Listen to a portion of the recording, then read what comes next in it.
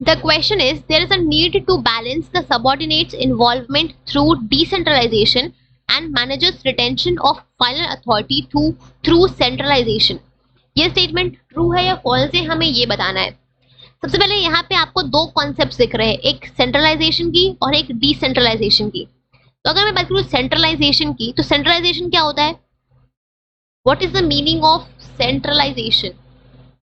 तो जब हम डिसीजन मेकिंग अथॉरिटी जो है वो टॉप लेवल तक ही कन्फाइंड रहती है, वो होती है आपकी सेंट्रलाइजेशन। जितनी भी एक आपकी एक ऑर्गेनाइजेशन में डिसीजन मेकिंग अथॉरिटी होती है, जब वो सिर्फ और सिर्फ टॉप लेवल के पास होती है, तो वो होती है आपका सेंट्रलाइज्ड ऑर्गेनाइजेशन, उसको हम बोलते हैं सेंट्रलाइजेशन। ठीक है। अगर हम बात करें डिसेंट्रलाइजेशन की, तो डिसेंट्रलाइजेशन आपका क्या होता है? डिसेंट्रलाइजेशन मतलब होता है कि जब हम डिसीजन मेकिंग अथॉरिटी को लोअर लेवल तक डिस्पर्स कर देते हैं, तो उसको हम बोलते हैं डिसेंट्रलाइजेशन। राइट, मींस जब हम सबऑर्डिनेट्स को भी डिसीजन मेकिंग में इन्वॉल्व करते हैं, उनको भी थोड़ी ऑटोनॉमी देते हैं डिसीजंस लेने के लिए, तो उसको हम बोलते हैं डिसेंट्रलाइजेशन।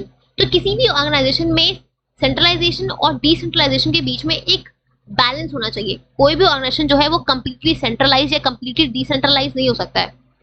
फ्योल का ये मानना था कि हमें जितने भी बड़े ऑर्गेनाइजेशन होती हैं, हमें उनमें एक डिसेंट्रलाइजेशन का कॉन्सेप्ट रखना चाहिए उनमें। यानी कि हमें अगर कोई ऑर्गेनाइजेशन बहुत बड़ी है, तो सारे डिसीजन अगर टॉप लेवल लेंगे, ये चीज तो पॉसिबल नहीं हो पाएगी। राइट, तो जस्ट कि अगर कुछ ऐसे डिसीजन हैं जिनमें अगर वो डिसीजन सिर्फ आपके उस लोअर लेवल के एम्प्लॉयज ले, उनके पास उस डिसीजन को लेने की कैपेबिलिटी है, स्किल्स है, तो हम उनको वो डिसीजन लेने की अथॉरिटी हम उनको दे सकते हैं।